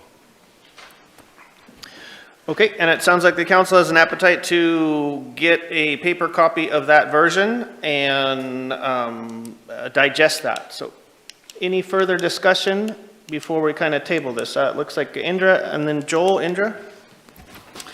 Yeah, I'd just like to comment that I lean heavily towards the housing option, although I don't agree, and just speaking with people in the area, that the appetite would be for super high-density housing with limited parking. So I think housing is a need, workforce housing, and I think it would go over better if it wasn't so high-density. And that's where I'm leaning. Joel, you have further comments? I just had a quick question. it seems like it's kind of premature at this stage to identify a preferred alternative, given the process that was outlined for us. Is that correct? And that Yes, you don't need to pick a preferred alternative. I think Right. aspects of development you think are important would be better than picking one. Right, so there'll be more information forthcoming that will help us choose and select which one we want to do, and to do it at this point in time would be probably premature. The one thing I look forward to is your risk assessment of being able to complete it within 5 years. If there's a difference between the alternatives, that certainly would weigh in on which alternative I would select. Could I come on, Mayor? On Absolutely. that? I just pulled up the timeline. I just wanted to underscore that point. You know, there's 5 months left in this process. The only reason that we recommended bringing it to you at this point was to get some of the feedback that we're already hearing. But it by no means was there an expectation coming into today that you're going to say, yes, this is number 1 or number 2. That was not an expectation on the consultant's part, on staff's part. The remaining 5 months, you can see a lot of refinement happening. A lot of, and at the end of the day, when we come out of this, it doesn't even mean that this is exactly what, you know, is going to be built. I mean, these are concepts that reflect a community conversation, and can the councils and the urban renewal agencies' priorities. And so those are going to be very carefully laid out. And then to Councilor Pell's earlier point about the incentives, I think you will definitely see in the opportunity plan some recommendations on how is it best going to leverage future development. Is that actually completing a water main? Is it moving the stormwater so that that parcel can be more, you know, effectively developed? Is it giving the land away for free or at a low price point? You know, these are some of the more detailed conversations that will be in there. But yeah, in terms of how you end today, I mean, our expectation was just, you know, the ideas and the high level feedback, I think, is super helpful. So thank you very much for restating that, Brad, and I don't think we were trying to go down that road of actually making a final decision. So I guess question back to you, Brad, and the consultant is, from the initial feedback that you've got from all council today, is there one of these 5 items that was listed from council feedback that we have not necessarily given enough information or feedback for? And I'd ask both of you guys if there's any. I kind of just want to wrap this one up, so I just want to make sure as if there's any missing information or questions from your guys' side for council that we address that now. If not, we will say thank you and move on. I'll start, and I appreciate the feedback, and no, I don't have any additional questions beyond this 5, and I think the 5th one, which is, are there additional issues?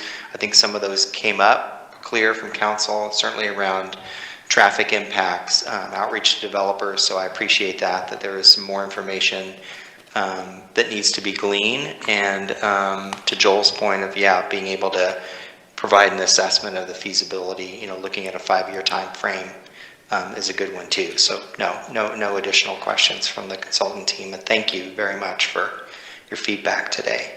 Thank you. And I would echo that. I think we'll take the conclusions of the survey, which is still open, take those comments, give you a more detailed report back on what the survey results said. You know, how many did we hear from? Where are they from? We heard from Councilor Marshall on who is it that took the survey. So we'll do that, go through today's workshop and kind of piece all that together. And then, yeah, we'll be coming back to you. So I think we're good. And you have full understanding what the council is requesting in regards to that 30-page document? Just getting the copy out to everybody? Yes, we'll get that. You should have received the digital copy, but we'll make hard copies and get that to you. Okay, perfect. Thank you very much. All Thank right. you. Thanks, Bradley. Next on the agenda is water incline rates, and I will hand the podium over to Jason. Did you get a chance to look at that document, the 33-page document? Nope. There's so much information there about what's appropriate for grants and all that. It's fascinating. We'll be over and above this area, just an overview. It's just fascinating. Thank you, Mayor. Thank you, Council. I have a brief presentation for you today, and then would look for more direction if you want to move forward with any changes or potential changes. But it's basically just an explanation of our utility rates, both on the water and the sewer side. Find all my buttons. So this is strictly informational, to let you know how we got there and what the rates are and why they are where they are. Your relationship to your council goals is both fiscal stability and infrastructure, because as you know, our rates are generated and built around the ability to provide infrastructure services as well as operation and maintenance costs. So by way of background, the last major update to the utility rates was in 2016, and city staff contracted, or that's when it began, contracted with FCS Group to evaluate the utility rates ahead of major upcoming capital projects, both on the water and the wastewater side. In the months leading up to November of 2018, staff and FCS presented multiple rate scenarios for council consideration before finally landing on a single scenario. At council's direction, refinements were made both to minimize the amount of increase and ensure that costs were equitably distributed amongst the customer classes. So when we do a rate study, this is the process. This one was stormwater specific options that were kind of out there to the side since it was a new utility altogether. But what we do is we take together our fiscal policies, our operating budget, our capital improvement goals, and any SDC analysis, and we put that all together, and that becomes our revenue requirement. Then we perform a cost of services analysis, and that is who is paying how much and for what services. That helps inform what the rate design will look like, and that's why we came back to council multiple times with different rate designs. The revenue requirement piece stayed the same. We had the same revenue requirement. Operation costs were fixed. Capital costs were pretty well known. And so we had to build the rate to meet those goals. We then present that to council and take their feedback and then bring it back for implementation. So out of that cost of service survey, several things changed. Initially, as an example, standby rates decreased for most classes. What we found was by doing the cost of service, the costs were not being applied appropriately to all of the meter sizes. So in 2018, you can see that they started out at $27.89 and went up to $2.87. When that was done, they still started, at $34.55, but the 2-inch dropped off the charge. So 2-inch standby meters are now at no cost for monthly fees. But the 3-inch went down by $4 per month, and the 10-inch went down substantially. So we made a bunch of changes there. Other major changes were we changed the tiers and the way that the water was charged out. We had a 3-tier system, and that went to a 2-tier or a 4-tier system, with the bottom tier being designed to provide that lifeline water use. How much water does somebody need in their household at the bare minimum consumption? And at that time, council also added the water treatment plant replacement fee, which was to partially cover the debt service. The fee is tied to the debt service, so it will sunset at the conclusion of debt service. And it is not tied to the consumer price index, which means that it cannot increase without council action for the life of that fee. And that's just a brief look at our fees for all meter sizes and the treatment plant replacement fees that are available on our website.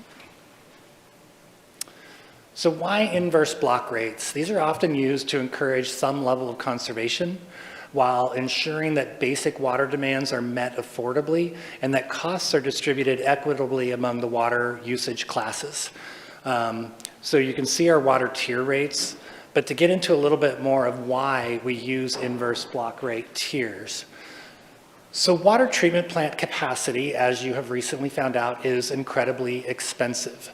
So by encouraging some level of moderate water usage, we can defer future treatment plant upgrades, we can put in smaller pipes in the ground, and basically reduce the capital costs that the citizens will incur in the future years, saving our citizens money. Also, the Rogue River is a precious resource of the city. While we have water rights to support much more water usage, the Rogue River should be one of our primary focal points, and we should encourage some level of responsible water use to protect that resource. Also, inverse block rates are one of the primary tools required by the Oregon Water Resources Department to comply with water management and conservation plan goal rules.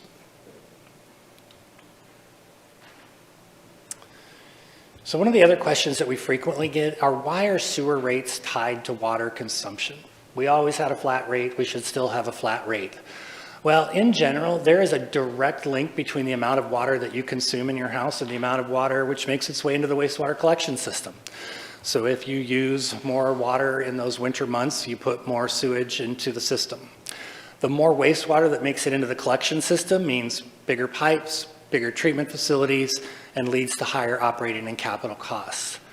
So to make sewer rates as fair as possible, years ago, a detailed cost of service study was performed, and it showed that flat rates were disproportionately charging low water users for their amount of sewage that they produce, as opposed to the high water consumers who were paying the same fee because it was a flat rate, but contributing far more sewage to the system. And so that system was changed to tie it to your winter average consumption.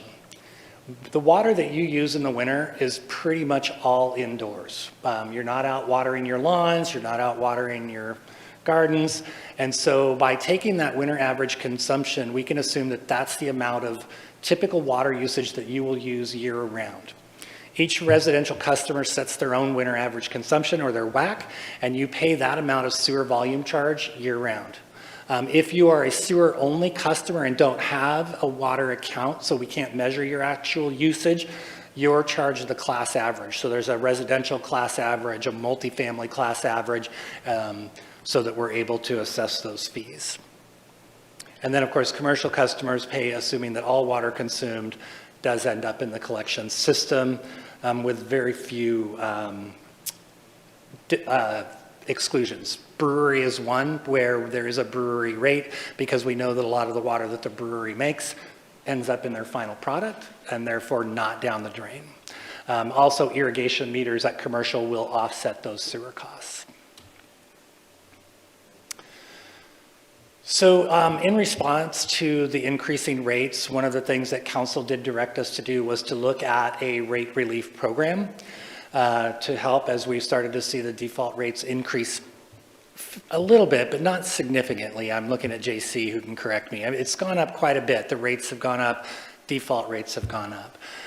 So since that time, we have contributed 0.25, so 1/4% of gross revenues is now set aside to assist those struggling to pay the bills. That program was previously administered through nonprofits and churches here in town, but has since moved in-house, and that is now administered by our customer service group. And it is paid out on a first-come, first-served basis, and eligibility is limited to once per calendar year. So if you do use that, you only get it once in the year. And it also is important to note that all funds have been expended in the past, I want to say 4 years that this program has been up and running. And this is just a look at the numbers that were adopted into the FY27 budget. And so this was intended to be informational only. If you have desire for us to evaluate rate changes or something, I would need more specific direction, and we would likely want to bring on a rate consultant to further evaluate that. We do believe that the rates have been very fairly apportioned as it is. I think the numbers that we looked at today, it's roughly 60-40, where 60% of our income comes from the base rate and 40% from the variable portion of the rate, which covers the majority, almost 100%, probably 98% of our operating costs for the two divisions, and the rest being covered by the variable. And with that, I would love to take any questions.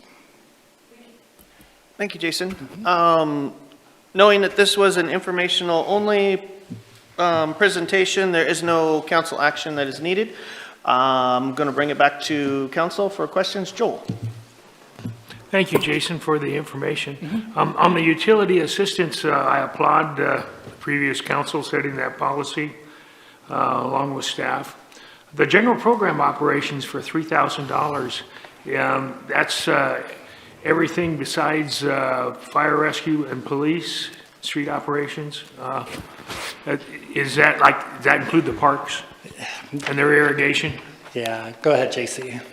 So no. So the general program operations is a $3,000 carve out, and we didn't find when council initiated that, but that was just an off the top flat contribution from the general fund. That's from the general fund. That is Correct. correct. That's not from the water budget. It's not from any of the other utilities that we charge or bill. So how we have pegged the remaining of the utilities is it's 1/4% that goes back to those operating areas. But that $3,000 that you pointed out, that just has been that way for years. And they're small amounts, I understand that. So just to make sure I understand that, then this isn't water fees that pay the water bill for the fire rescue. This is what the fire rescue pays the water fees. This is, yes, the public safety utility fees. So this assistance isn't to help fire rescue pay their water bill. This is how much they receive from the fire rescue. Correct, because we Yes. have billed the community members, we are using a portion of that bill to go back to utility assistance. Do you have any idea what it is for the parks irrigation? So the dollar value for the parks irrigation, I don't, but it's a reasonably large number. Yeah. I would guess so. They're, to be quite honest, I think at the year end, they come out as the #1 customer In the city? in the city, correct? Really close to it, if not. Okay, thank you. Yes. Victoria, you got questions? Eric? Kathleen? Rick? Indra?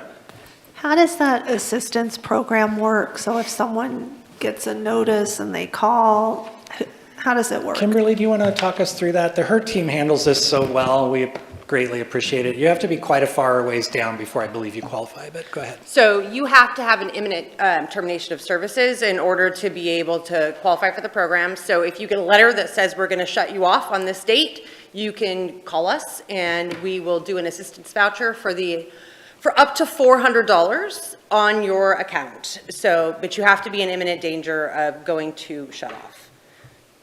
So, and then we'll use that on shut off day. A lot of people don't call until the day it goes to shut off. We go to shut off, they come in or they call, they say, look, we can apply this assistance program one time annually. And that will get your water back on and we'll take care of a portion of your bill. And so do we know if the same residents, customers use this over and over, or Absolutely. are new people? So once people know about it, they continue to come back? Yeah, you can use it once a year. There's no rules that say that you've had it one time lifetime. You can have it annually. So you do have customers who use it annually. You have customers in the community who struggle annually and that are having a difficult time paying their bills. And this is an opportunity for us to give them a little bit of relief. So perhaps they can, I always talk to customers and say, you can breathe a little, we're gonna pay this utility bill and maybe you can pay your power bill, or maybe you can buy groceries, or maybe you can do whatever else. The hope from us is to get you potentially to a zero balance. So when you walk in the door on shut-off day or courtesy notice day, or you got your late letter, if we can get you to a zero, that gives you an opportunity to perhaps pay other bills. Yeah, But I think people do it's come. very worthwhile. So it's funded starting at the fiscal year and then first come, first served till it's gone? Is Absolutely, that's how it works. July 1st is, it's Right. funded. This year we ran out at the end of March. Thank you. Rob, you have any questions? No. Thank you. All right, thank you for your presentation. Thank you for your answers to questions, and we will move on. Next on the workshop agenda is council procedures for workshop. So do we have anybody that's presenting, or are we just going to go into discussion? No presentation. This was really more Okay. council-driven. Wasn't fully sure exactly what breadth you wanted to go Perfect. into, but we're more than willing to answer any questions. All right, so in a previous workshop, I don't know, I don't really remember how it worked out, but I have a suggestion to reschedule workshops to 3 p.m. in the afternoon on the Mondays that we have them scheduled. And this is basically just an ask back to council to see what council's appetite is to change the 11:45 workshop time to 3 o'clock in the afternoon. My argument is that it makes it in the afternoon, so you may have the possibility to have more community involvement in the audience. Not that community is involved directly, such as a council meeting, but you could have more community participation. And it might give a better opportunity for people that actually have 9-to-5 jobs versus people that own businesses versus people that are retired. So that's my spiel. I'll bring it back to council if you want to have minor discussions, but realistically, I would push this to a vote immediately to see if you guys have the appetite to do it or not, and move on. Rick? You use the word appetite, and unfortunately, that drives my thought process as well. So if the meeting goes past 5 o'clock, is dinner being furnished?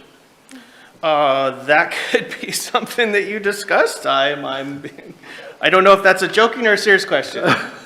Well, it's a little bit of both, because I could see in many cases, we could be sitting here till 6 or 7 o'clock at night.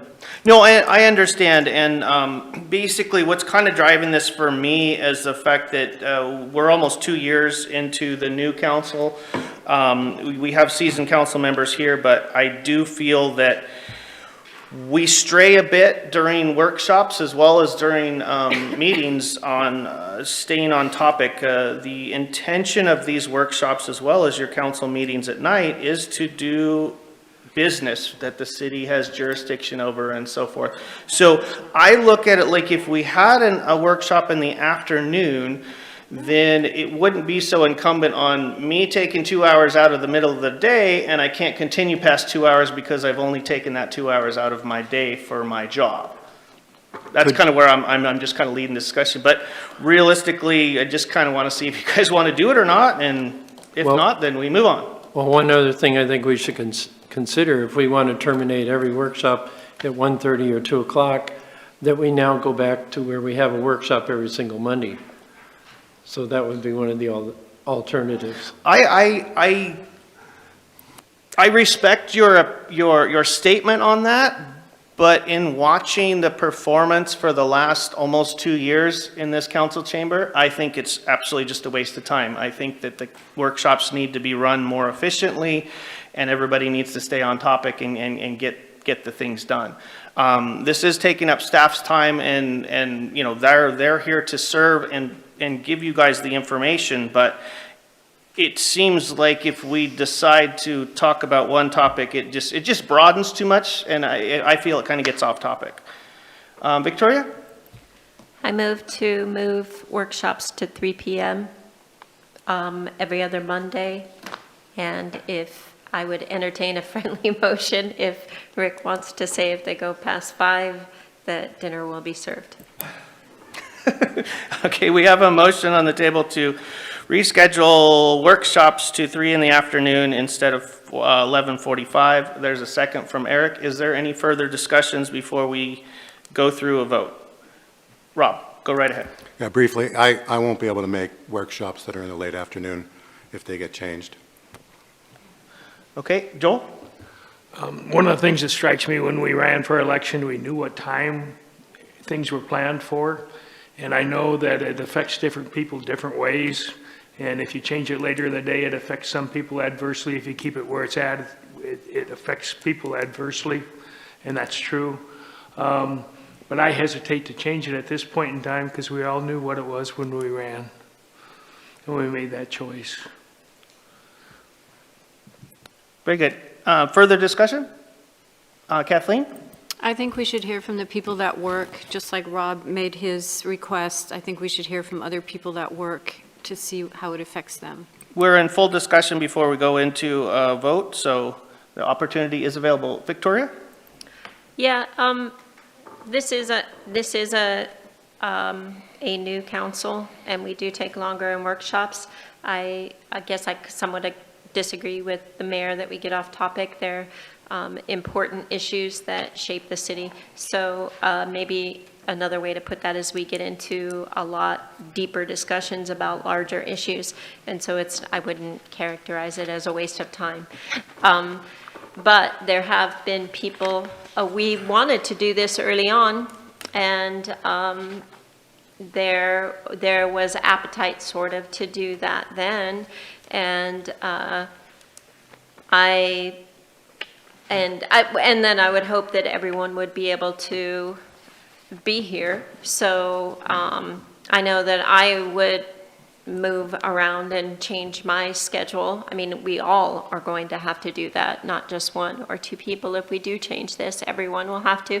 So I would just say it shouldn't depend on one issue, but it is a different council. This council has a different need. And so I do think we should consider moving it to 3, maybe even just for a pilot program. We could say that it's for 6 months or something like that and see how it goes. Further discussion before we go to a vote? Eric? And then, yeah, I got you all written down here. Eric, first? So yes, we all knew what it was to, when we got elected, that we knew that the time was Mondays for the workshops. Everybody knows that already. I understand that argument. It's been numerous times where I had to take paid time off from my full-time job to make these volunteer schedules work. So we were discussing, like Victoria was saying earlier, that we can possibly change it, and so here we are. And I'll be in favor of moving it to 3. It'd be a lot better for my schedule. You know, it's been quite a while since we entertained that, so I'd be in favor of it. Further discussion? I have Indra. Yeah, I think it's worthy to entertain. However, I think there's a difference between it being a sacrifice, which it is for all of us, I think, to come, versus a veteran council member that's been over 3 years that cannot come, period. And so what you're voting for, if you vote to move it, is saying we're okay with you not attending any workshops, and I just don't think that's right. Further discussion? Joel? Well, I think a viable option too would be to say, hey, we don't go past 2:30, period. And unless the council votes for it, and then if there's some topic we don't discover or we don't cover, we put it on the next workshop. Further discussion? Indra and then Eric? I support that, and I think you all in agenda setting have been doing a much better job of putting less on the agenda for the workshops, so they are ending earlier, which is nice. I think the 2-hour limit is good. Eric? I mean, we have a council member that's not here today. I don't know if that's the reason that he's not here because of his schedule, but I would think that, judging by that, more than likely, yes. Victoria? Yeah, each council member is as valuable as the other council member. And so there have been council members who for years have, well, like Councilor Schlogel said, but he's going to continue to come and do it, and he makes it work. I have to believe that all council members would be able to do that, and so I still continue to believe that it would be a good thing to do. As far as what Councilor Nicholas said, you essentially you're voting for the way you're putting it, which Councilor Nicholas put it, which I don't necessarily agree with, is that you're voting against one council member. But you could flip that around and say that then you are, if you aren't for this, then you are voting against a councilor or two. So it would work either way. I think it's worth a try, and so I continue to be for it. Any further discussion? There's a motion on the table to reschedule Monday workshops to 3 p.m. in the afternoon with a second. Any further discussion? Okay. And then Victoria, you made the motion? Yes, Okay, well, how do you vote? yes. Eric? Yes. Kathleen? Yes. Rick? Tradition? No. Indra? No. Rob? No. Joel? No. All right, motion does not pass. Thank you very much. I would like to bring, just so you guys are aware, in a further workshop, I will be bringing more council procedures to, for us for discussion. Since we did not have the appetite to change the start time of the workshops, I would like council to go into full debate in regards to detailing out structures of upcoming workshops to come to a little bit more of an efficient manner. But I'll bring that further in a future workshop so we can have a full throated discussion in regards to that. Eric, we do have one more major thing we got to get through tonight, so. we're Okay. kidding. Yeah, going back to the vote here, we have one council member that wasn't here today. Who knows how he was going to vote, but I would think that he would be in favor of it, which would bring it to a tie. And so, yeah. I understand that and I respect that, but we do operate under Robert's rules, which is basically whoever is in the House, makes the majority vote. So I respect what your opinion is. I brought that up to the council president, and so he was full aware that we didn't have a full house before we went into this. So yeah. Interesting, thank you. Okay. We could go through agenda review very, very quickly because we do have an item to go for it. Does anybody have any questions about Wednesday night's meetings? If you could make it quick, we do have one more item on the agenda we're trying to get through. Any hands up? Rick? In regards to Wednesday night's meeting? No, it's a separate subject. Okay. Wednesday night's meeting first. Any questions? You guys have had the packet for about 7 days now, little less than 7 days? Okay. All right. Victoria? It's for calendar. Okay, excellent. Okay, so moving on to calendar items. Rick, did you have a calendar item or something else? Okay, Victoria, you have a calendar item? Yes, I was looking at the back of the schedule, and I wanted to see what I brought up last council meeting, looking at nonprofits in the community. And so I want to see that put on the back of the schedule. And if we want to talk about what the parameters of that would be all right, but we don't need to do that now. That could be done in emails or whatever, but I want to see that put on the back of the agenda. Okay, so your request was put on the back of the agenda. It was discussed during agenda setting meeting. If you would like to consult directly with Stephanie or Aaron on that, we will not be bringing it forth for the council to oversee because the nonprofits within this area, the council has no jurisdiction over, so it is not a point of discussion that would be brought forth. I didn't want to have jurisdiction over the nonprofits. I want the councilors to know how many are operating and what their budgets are. This is for information for the citizens. They need to know, so I want Understand. it put on the back of the agenda. Nonprofits within the area, if you have an organization that wants nonprofit status and/or wants tax exemption for nonprofit status, that is at a county. Some is at a county level, majority, if not all, are at a state level. We have no purview over that, and we have no jurisdiction to actually give you budgets or anything like that. So that is public information that's outside the sphere of what the council's jurisdiction is. I personally, as well as city manager and city attorney, believe that that is outside the purview of the city, so we will not be addressing that on the dais.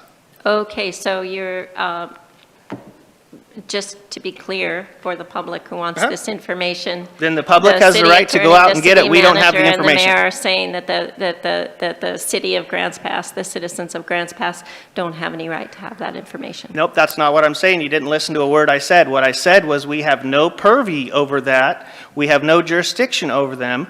That is public record outside of our jurisdiction. So for us to provide it to the public, they can go out and get it on their own. Since we don't have any jurisdiction over it, I don't see it prudent in us actually divulging that information because we would be employing staff to do something that's outside of city business. It just seems like then that puts the city into a position where you look like you're keeping information from the public. But, and again, I'll just say one, and then I won't say anything else. I'm not looking for jurisdiction over the nonprofits. Absolutely. Just to clarify one more time, the city doesn't have that information. That information is at a state-held level because that is how a nonprofit gets its status or it gets its tax exemption is through the state. So if we were to employ our city staff to go look that up, they're going to go through a state website or contact state employees, which is actually, any public citizen can do that. Calendar items. Kathleen. I'd like to request a meeting with downtown building owners to meet with staff regarding vacant storefronts. And then I'd like that to be brought back to council. For the purposes of? Regarding vacant storefronts, I'd like there to be a meeting with the building owners downtown to meet with staff and kind of have a, I don't know if it's a negotiation or it's just a educational meeting about why storefronts aren't getting filled or we need to address this problem and I'm not quite sure how, and maybe we can start there with a conversation with staff. I understand what you're trying to get at. What I would recommend is if we would request maybe to see if we have jurisdiction in our code to actually do something like that, because does that, It's just It would- about starting does our a blighted building conversation. code cover that? It would all be voluntary in nature. Okay. I think the spirit of where Councilor Crone is going is I think you want to see if there's any specific challenges associated with the buildings that are See some unoccupied. movement, yeah. And if we could gather any kind of information or knowledge on how we maybe assist or something along those lines, it will require some staff time because we'll need to take a look at what buildings are unoccupied and or continually not being utilized. Not necessarily blighted like urban renewal, but just underutilized or Yeah, buildings that's that are right. not used and have a history of not being used. Contacting, getting a list of those property owners, getting those contacts, and in some situations, we may not get any kind of responses, and the only contact information we may have is the mailing address on the tax assessor's records. And then setting up a meeting with those individuals, having that general forum with them, talking about obstacles, and then reporting back to you. Yes. So that does, the reason why I went into those details is it does require a bit of staff time to do, and we would want council to say, yes, staff, go ahead and utilize your time to make that happen. If that's what council wants to do, we'd be more than happy to gather that information for you. Okay, so one last question, one last statement of this, I'm going to look directly to you, again, do we have the bandwidth within our code that a business owner will not come back upon us and say that they're being targeted? I guess that's in layman's terms. Couple things. As part of the information gathering that Aaron mentioned, we could look into the code and come back with what provisions are in there. The concern I would have about any additional codes is that they would not apply retroactively, most likely to currently existing, so it would still be voluntary for those that are already vacant.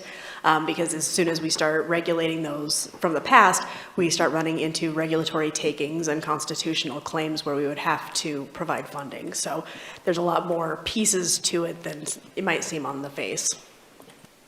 So does staff feel comfortable in putting out an olive branch style engagement, I believe? I guess basically what I'm trying to do is make sure that we don't get set up for a failure or a litigation opportunity. I think we would be careful recognizing that, the legal aspect of it, that we're there just as information gathering to assist in how and why buildings are unoccupied, and if there's any roadblocks associated with city regulations or policies. Perfect. Okay, so does council have an appetite to direct staff for that? Go ahead, Indra. Yes, I know there are a couple of organizations, including the chamber, that are currently putting together a list of vacancies and buildings in storefronts downtown, and I think throughout Grants Pass. And then there's another project, a private of putting together a list of vacancies, I think, downtown. The Small Business Task Force is almost ready to put out a survey. It'll go out after our final check that addresses that and the vacancies, and it's just got a bunch of survey questions. So I would encourage just to wait till that information comes out before having the staff dig into it, because I think it'll be a lot of the same plus more information. Are you good with that? Okay. Any other council calendar items? Joel?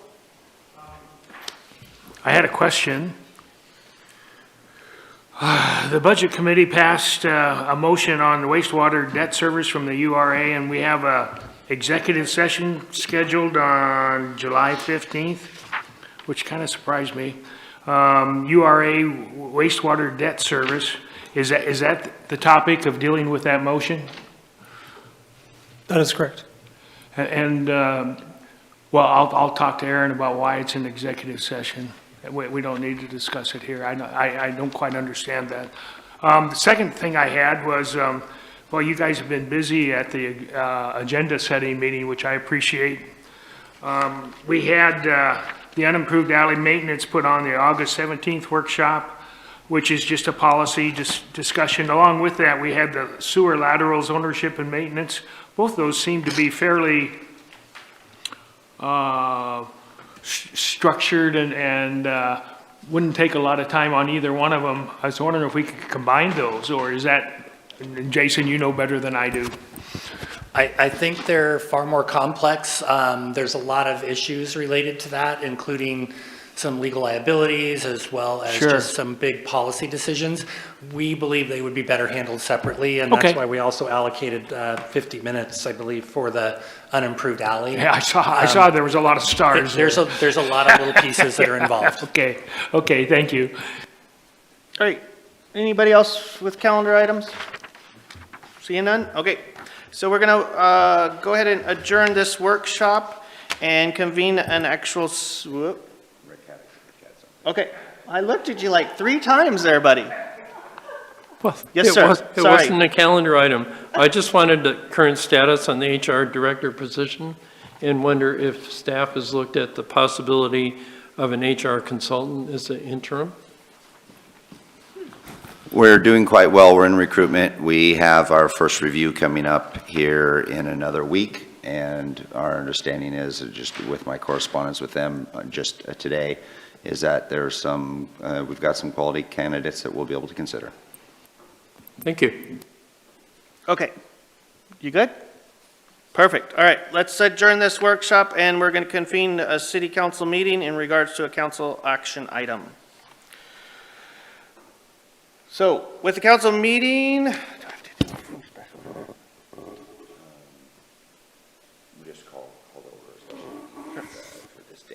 okay, so we'll call to order a special council, city council meeting on June 29th to address council action items as notified. We'll start with a roll call. Joel? Here. Victoria? Here. Eric? Here. Kathleen? Here. Rick? Here. Indra?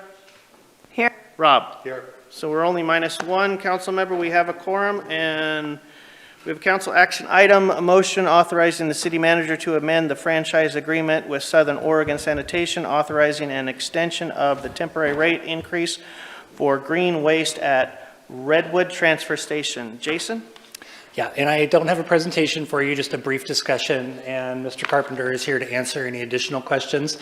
Councilor Nicholas brought up that she thought that that rate should be expiring very soon, and turns out she was correct. It is July 1st. They have not collected what they feel like is enough data to really support. I want to say the numbers were pretty low as far as how much green waste they had collected. They would appreciate an additional 6-month extension till January 1st to continue collecting that data through the leaf collection season, which is the busiest time for green waste hauling. And with that, I would answer any questions, and also Trent is here to talk through that. And that is just an extension of the temporary rate. And also, I believe, Trent, maybe you could speak to that most of your customers are already paying just the minimum fee. Yeah, please. Doesn't look like anybody's going to rush up here. Yeah, thank you very much. I was really trying not to come back anytime soon, but we do have that temporary rate that is expiring. What we have seen is a dramatic drop-off in the number of people that are utilizing it. We went from year-to-date from 500 in 2025 to 80 this year.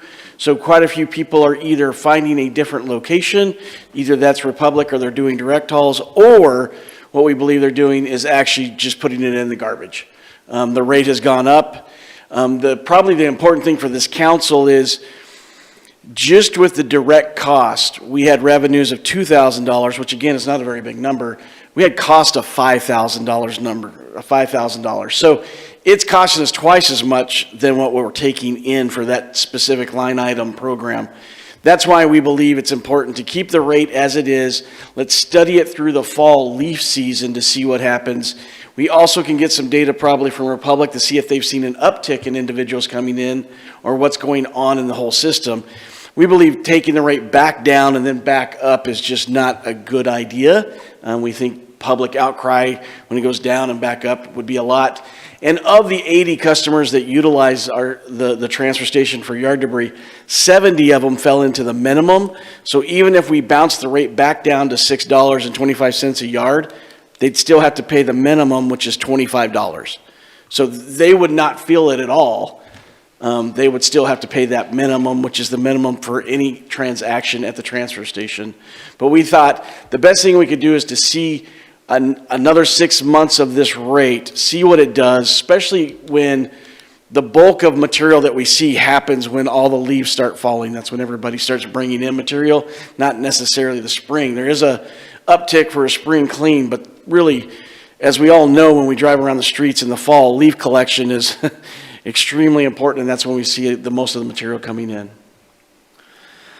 Okay, thank you. Any councilor have any questions? Questions time. Rick? So Trent, have you had the opportunity to do a survey of those people that dropped off to see why they dropped off the service?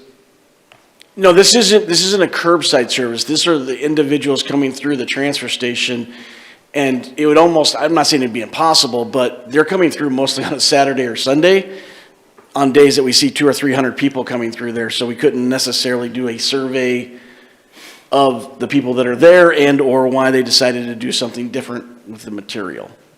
Okay, thank you. Any further questions? Joel, questions? Well, Rick, I just had a question for you. Was this discussed on your committee that you're liaison for, and was there a committee recommendation? So there was not. This just came up. We followed up on Councilor Nicholas's comment that, oh, wasn't that set to expire? And to be quite honest, none of us set a tickler on our calendar, and it was set to expire. So we did not have an opportunity to get it in front of the Solid Waste Agency ahead of this. Questions? Indra? Are you able to use last fall's numbers to collect data as quickly as possible? We could certainly look at last fall's numbers, but what the concern is dramatic difference between last springs and this spring. So last spring, in those 5 months that we did the study recently, there were 500, and I got the exact number, but like 570 people that came through the transfer station with yard debris. It dropped down to 80. So I can go look at last year's fall numbers, but I'd have to extrapolate, well, is it going to be consistent? What's going to happen? And those are some unknowns, and why we believe the best thing would be to just keep the temporary rate there and see what happens. Will we see the same number of people not use the service? And again, it's a service that we're going to offer. It's part of our DEQ permit to be out there. We just didn't want to see a dramatic decrease and then have to increase the rate again. Or what's actually going on right now is it's being subsidized by the garbage hauling. You know, the transfer station, garbage, people bringing the garbage in is subsidizing the leaf collection. If we were to bounce the rate back down to the lower amount, it just means it's being subsidized more. So when council approved the temporary, what was the debt? Because the idea of the temporary was that there was no data to say what the permanent rate increase might be asked for. So how did you set the temporary fee? And that's why, and that's a great question, that's one of the reasons that we had this temporary rate, was we were extrapolating out what we thought our costs were going to be to transport this material all the way over to White City. And we said, what we probably want to do is let's do a temporary rate till we have some actuals. Now we have some actuals for the first 5 months, and that's showing that the rate isn't anywhere near where it should be.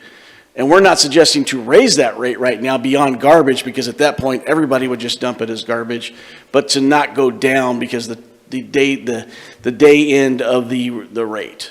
So we did the study, and that came to, we had revenues of $2,095, and we had direct cost of $5,000, $6,000. So the rate as it is right now with the cost of transportation was the study that we did. That's the data that we collected.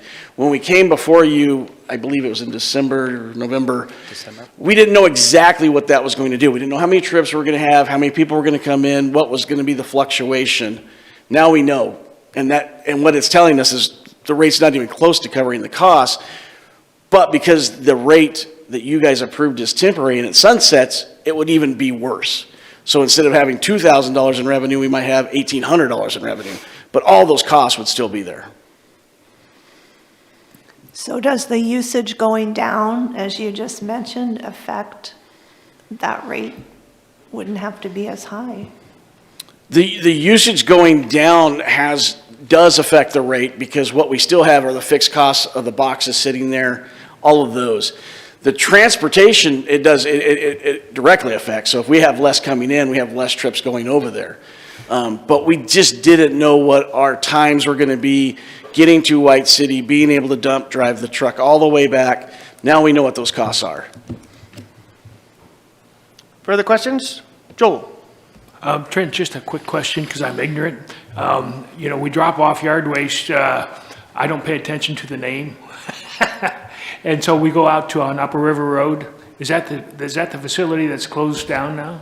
Yeah, so really the crux of why this all came about is Southern Oregon Compost completely shut down, taking from almost 95% of the commercial customers, and I believe all the residential customers completely. And to be perfectly honest, because they don't have an outflow, they don't have anybody who wants to buy the material anymore. So the rate increase then that you're proposing is for the Redwood Avenue site, where you take debris? The rate we have is for the transfer station on Redwood Avenue, where we take yard debris, where we used to be able to take it to Southern Oregon Compost, which was here in Grants Pass. Right. Now goes all the way over into Jackson County. And it seems like it affects a very small amount of people, and that the minimum charge remains the same. That's what I heard you say. Correct. So yeah, for the last 5 months, we've had 80 people come in with material. Right. And the minimum charge is the same as what it was before? The minimum charge is was 24, just recently went to 25 because of the CPIs. Of the 80 people, 70 of them still had the minimum charge. So I can't tell you standing right here, did they only have 1 or 2 yards of yard debris, or did they really have 4 or 5 yards? But no matter what, if we rolled the rate back to the original, which was the $6.50, they would still have to pay that minimum. So those 70 people would still pay that minimum amount. So it's the major commercial ones that the fee would affect. Right, but we're not seeing those here because we don't get the major commercial individuals because they don't want to hand unload into our drop boxes. Sure. They're doing direct hauls to some location. Okay, thank you. Any further questions? All right, seeing none, thank you, guys. Thank you. I'm going to ask the audience if there's any public comment in regards to this issue. No, you're not acting with decorum, so I'm not going to call on that person. All right, I bring you back to council for further discussion and/or action. You have a couple alternative motions listed on your paper. You guys all should have this on your dais here, I believe. No? Well, I'll make a motion to keep the fees as is for an additional 6 months and then study it from then on. Okay, so there's a motion to keep the temporary rate increase for an additional 6 months for study. I'd be looking for a second. Second by Rob. Any further discussion? Joel? At the end of 6 months, I'd like to see it go through the subcommittee and, or the committee and have it come to us with a recommendation. Okay. Indra, further discussion? Yes, I'm just disappointed that temporary means temporary, and now we're going to be going out a year.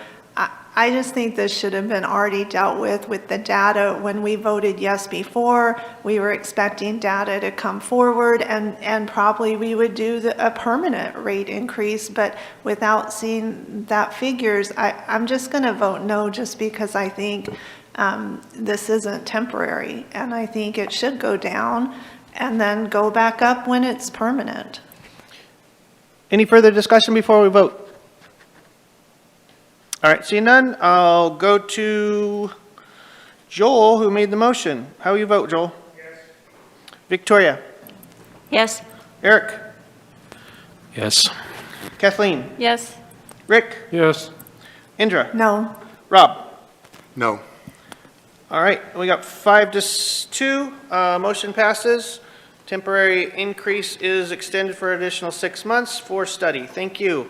That takes care of all of our council action items for this special city council meeting. I would look to council for a motion to adjourn. Joel, thank you for the motion to adjourn. Second?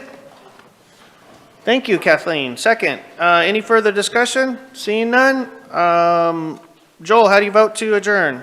Yes. Victoria? Yes. Eric? Yes. Kathleen? Yes. Rick? Yes. Indra? Yes. Rob? Yes. Thank you very much for participation. See you next time.